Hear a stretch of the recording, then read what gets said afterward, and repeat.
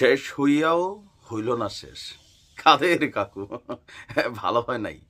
মানে থাকে না মাঝে মাঝে সময়টা পার হয়ে গেলে গিয়া নিজেকে হিরোইজমে নিয়ে আসা বা হিরো হিরো ভাব করা।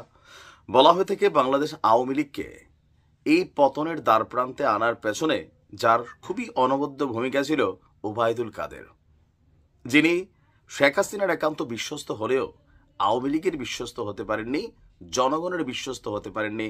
আপন ভাই কাদের মির্জা বা পরিবারের সাথেও তার সম্পর্ক কেমন ছিল, পাগলা কাদের মির্জা মাঝে মাঝে লাইভে সেগুলো প্রকাশ করত। গতকালকে থেকে ওবায়দুল কাদেরকে নিয়ে গণমাধ্যমে ট্রল হচ্ছে। কেন হচ্ছে?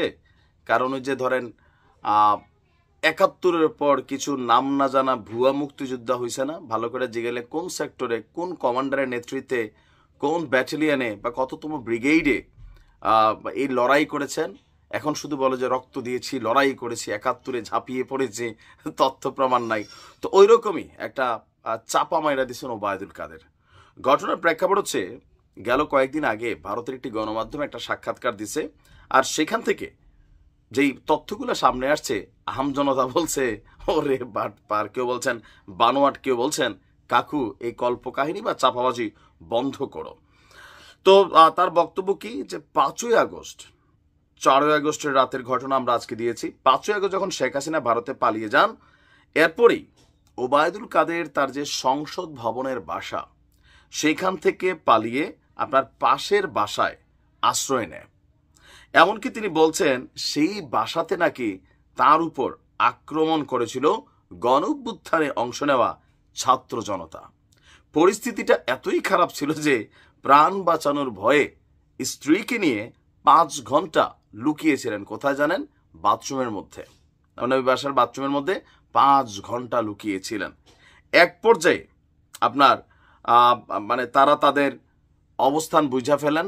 বোঝার পরে ভেতরে ঢুকা যে ছাত্র জনতা ছিল আক্রমণাত্মক ভঙ্গি থেকে শান্ত হয়ে তারা মানে নিজেদের অবস্থান নেন।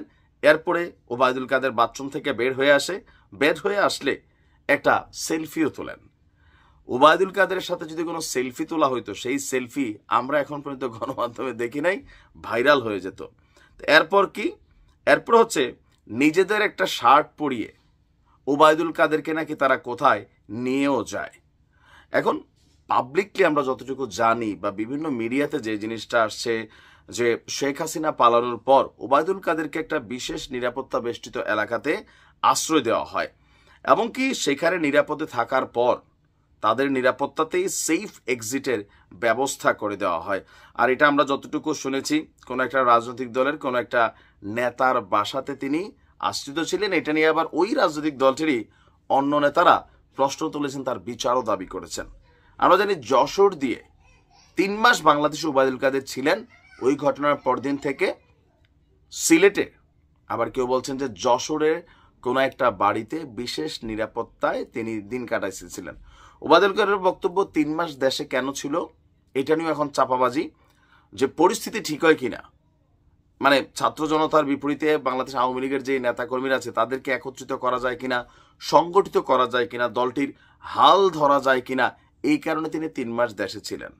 তো যখন দেখছেন যে পরিস্থিতি আসলে স্বাভাবিক না, খারাপের দিকে যাচ্ছে, তখন তিনি আওয়ামী লীগের ঊর্ধ্বতন নেতাদের কথায় তিনি বাংলাদেশ ছেড়ে ভারতে গিয়েছেন। মানে একটা কি বলা যায় সুপ্রিম লিডার, হ্যাঁ, এরকম একটা জিনিস তিনি এখন মাইরা দিলেন আর কি, যে ৩ মাস কেন ছিলেন?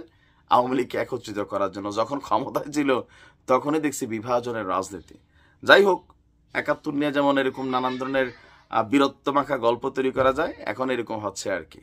তবে ওবায়দুল কাদের এই কল্পকাহিনী শুনে মানুষ হাহারিয়ে দিচ্ছে। ভালো থাকুন।